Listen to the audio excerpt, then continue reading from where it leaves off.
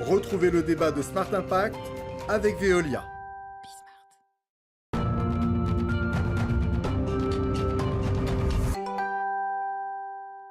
Où en est la France dans la mise en œuvre des mesures, des normes anticorruption, ce que les anglo-saxons appellent la compliance? C'est ce dont on débat tout de suite avec Charles Duchesne. Bonjour. Bonjour. Bienvenue, vous êtes le directeur de l'Agence française anticorruption. Et puis avec nous en visioconférence, Pierre Memelde, le directeur général de Global Risk Profile France. Bonjour Monsieur Memelde, est-ce que vous m'entendez bien?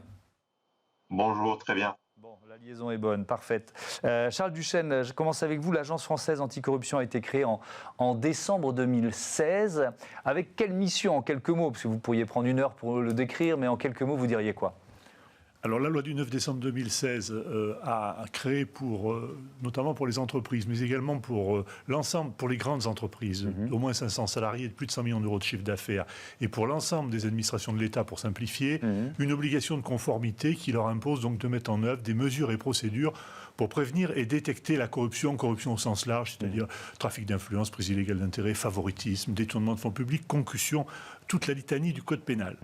Dans ce contexte-là, le législateur a créé notre agence qui a pour mission globale, pour philosophie générale, d'aider les personnes qui y sont confrontées à régler leurs difficultés en matière de prévention et de détection de la corruption, mais également qui a pour mission de réaliser des contrôles auprès des grandes entreprises et auprès de l'ensemble des administrations pour s'assurer que les nouvelles obligations qui leur sont faites par la loi sont bien respectées. Oui, donc c'est conseil, contrôle et éventuellement sanctions. J'ai vu qu'il y avait assez peu de sanctions dans la jeune histoire de l'agence. Oui, alors il y a assez peu de sanctions parce que nous avons à peine 4 ans d'existence, nous avons une centaine de contrôles réalisés et nous avons surtout eu à cœur dans un premier temps d'être plutôt pédagogue et d'inciter les entreprises et les administrations à faire plutôt que de sortir d'emblée l'artillerie lourde et de saisir la commission des sanctions. Il y a eu en effet depuis notre création 2 dossiers qui ont été soumis à la commission des sanctions.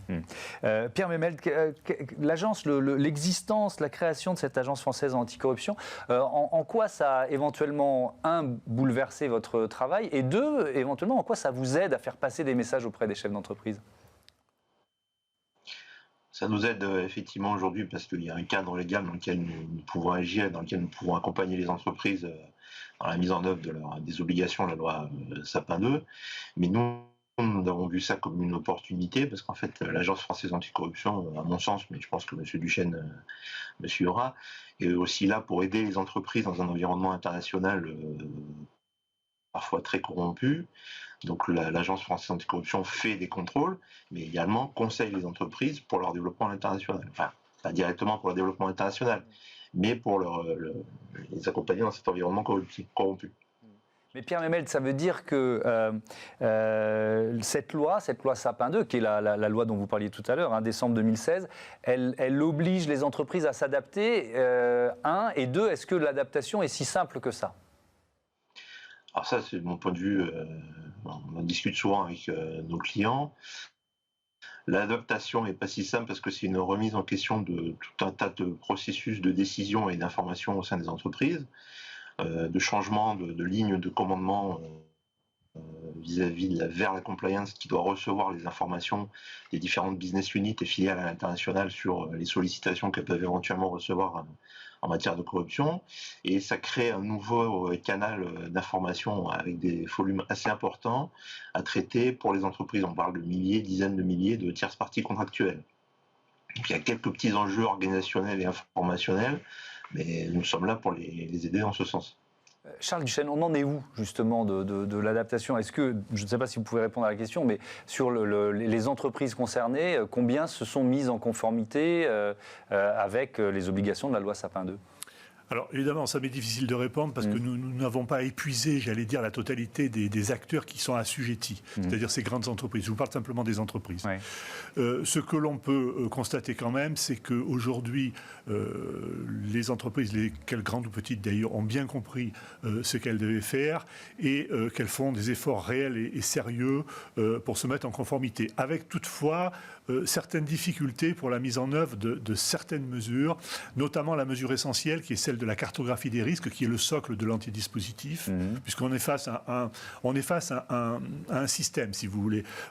Si je pose sur la table un remontoir, trois roues dentées et 4 ressorts, ça ne fait pas une montre. Tout ça, il faut le coordonner, si vous voulez. Et puis, il faut le remonter. Alors, le remonter, c'est la volonté de l'instance dirigeante, si vous voulez. C'est l'impulsion de l'instance dirigeante, le remontoir. Pour le reste, les entreprises, en tout cas celles qui sont les plus en retard, ont tendance à essayer de mettre en œuvre un dispositif en adoptant ça et là telle ou telle mesure. Et évidemment, c'est bien, c'est mieux, mais ça ne marche pas. Ouais. Ça ne marche pas parce que comme il y a un aspect systémique, il faut commencer par évaluer ces risques. Mais ça suppose une réorganisation pour certaines entreprises. Quand vous dites qu'il faut d'abord cartographier les risques, et ensuite il faut se réorganiser. Sans être provocateur, je ne dirais pas que ça suppose une réorganisation, ça suppose tout simplement une organisation. Parce qu'en réalité, ce qu'on propose, c'est de l'organisation. Ouais. C'est de l'organisation et qui est vécue dans un premier temps, évidemment, comme une contrainte légale supplémentaire, et parfois mal vécue, et je le comprends. Mais c'est aussi une organisation, et tout ça repose largement sur le contrôle interne, si vous voulez. Et ça a des effets en termes de prévention de la corruption, mais ça a aussi des effets en termes de bon usage des moyens, bon usage des deniers, etc. Donc, si vous voulez, ça impose une vraie réflexion sur ce qu'on fait. C'est une approche par le risque et qui s'applique par une analyse des processus, que ce soit des processus métiers ou des processus support. Et donc, ce travail n'est pas perdu, j'allais dire. Ouais. Pierre Memel, de la cartographie des risques, c'est votre métier chez Global Risk Profile. Quels sont les risques principaux ? Si vous deviez les citer là, comme ça, spontanément, les 2-3 risques principaux. Et à l'origine, nous sommes spécialisés sur les enquêtes sur les sociétés, c'est-à-dire que nous travaillons déjà dans le domaine de la compliance depuis avant la loi Sapin 2. Ce qui a changé, donc, comme a dit M. Duchesne, c'est une organisation, et nous mettons à disposition des outils de visualisation de la cartographie des risques au sens géographique. Quels sont les pays où il y a le plus de risques pour les entreprises à exercer leur métier? Donc c'est des pays qui ressortent principalement, c'est ça? Plus que hélas, des styles de risque? Oui, il y a des indices de risque que nous avons mis en place, un sur la partie anticorruption, l'autre sur la partie ESG, devoir de vigilance. Et on voit clairement que le monde entier a à peu près toujours les mêmes couleurs, avec les pays occidentaux qui essayent d'être les bons élèves. Et là, c'est des pays d'Asie, d'Europe de l'Est et d'Afrique ou d'Amérique du Sud, qui, eux, ont un peu plus de mal à mettre en place les normes internationales en la matière. Charles Duchesne, est-ce que vous êtes en train de créer une sorte de jurisprudence qui peut être attendue par les entreprises, d'ailleurs? Je l'espère. J'espère en tout cas que nous allons contribuer à une régulation, si vous voulez. Notre objectif n'est pas de créer des contraintes aux entreprises. Moins nous en créerons, mieux ça vaudra. Il faut leur laisser faire leur métier. Leur métier, c'est pas de faire de la conformité. Mais aujourd'hui, on n'est plus en France. On travaille à l'international. Même les entreprises qui travaillent en France se frottent à un moment ou à un autre à l'international. Et donc, il faut prendre en compte les réalités et il faut les prémunir contre tout risque. Les risques nationaux, mais également les risques internationaux. On a beaucoup parlé des sanctions prononcées par certains États étrangers. Donc, notre objectif, si vous voulez, c'est de faire passer cette culture du risque qui commence évidemment par l'identification du risque, qui tient effectivement, comme ça vient d'être dit, au secteur géographique d'exercice, qui tient aussi au secteur d'activité, mais qui tient également... Ça veut dire qu'il y a des business qui sont plus à risque que d'autres. Qui sont plus risqués que d'autres, naturellement. Par exemple? Bon, je ne sais pas, le bâtiment, les travaux publics, sur un plan domestique, c'est risqué, sur un plan international également. Les industries d'extraction, mais même les transports, l'armement, enfin, si vous voulez, partout où il y a de l'argent, partout où il y a des transactions, partout où il y a des flux, il y a des risques de corruption.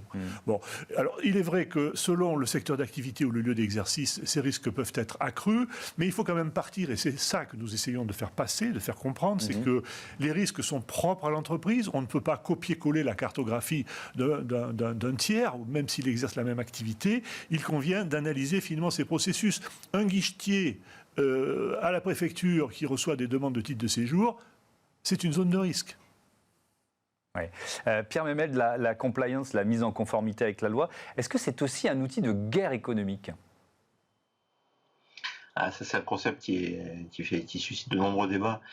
La réponse est oui, parce que vous avez des pays qui n'appliquent pas les normes internationales en matière de lutte anticorruption et leurs entreprises n'hésitent pas à corrompre, je n'en citerai aucun, mais les cas sont connus, et vous avez des pays qui utilisent l'arme du droit pour aider leurs entreprises dans la concurrence internationale. C'est le cas en particulier des États-Unis, qui est souvent évoqué dans le cadre de la guerre économique. L'opportunité de la loi Sapin 2 et donc un des rôles de l'Agence française anticorruption, c'est justement d'être un acteur français au service des entreprises françaises dans le cadre de cet environnement international où tout le monde ne suit pas forcément les mêmes règles du jeu. Donc ça devient en tout cas, la compliance, si on fait bien les choses, devient à mon sens un outil également de compétitivité, puisqu'on peut dire aux acteurs internationaux, nous respectons les règles contrairement à nos concurrents de tel ou tel pays. Mais aujourd'hui, ce n'est pas encore employé tel que, puisqu'on est encore en phase de mise en place de la loi. Est-ce qu'il a fallu tenir compte, est-ce qu'il faut tenir compte dans votre travail, Charles Duchesne, justement des règles imposées par les États-Unis ? Alors je crois qu'il y a une porosité, vous voyez, entre la compliance made in USA et ce qu'on a mis en place en France. Je crois qu'il faut tenir compte de ce qui se passe autour de nous, parce que comme je viens de vous le dire, on ne travaille plus en France, on travaille à l'international, quelle que soit son activité aujourd'hui. Je pense en revanche qu'il ne faut pas chercher à se travestir, il ne faut pas vouloir singer les Américains. On a adopté un certain nombre de mesures qui nous permettent de parler aux Américains. Je pense notamment à la Convention judiciaire d'intérêt public, qui non seulement est un mode de règlement transactionnel d'affaires pénales, et qui permettent d'assurer la survie économique de l'entreprise, et c'est très bien. On a enfin compris que le droit n'était pas une fin en soi, un art pour l'art, mais que c'était un instrument au service de la société. Mais il ne faut pas singer, si vous voulez. C'est également un instrument fabuleux pour parler avec les Américains ou avec les étrangers, parce que ça permet de faire des règlements concertés et concomitants. On l'a vu dans un certain nombre d'affaires qui sont notoirement connues, comme Airbus, par exemple. Mais il ne faut pas vouloir transposer en France le système américain. Je trouve que c'est une absurdité, et je trouve qu'on s'affaiblit parce qu'on ne convainc personne en faisant ça. Merci beaucoup. Merci à tous les deux d'avoir participé à ce débat dans Smart Impact. Tout de suite, je vous propose tout simplement un guide de survie climatique.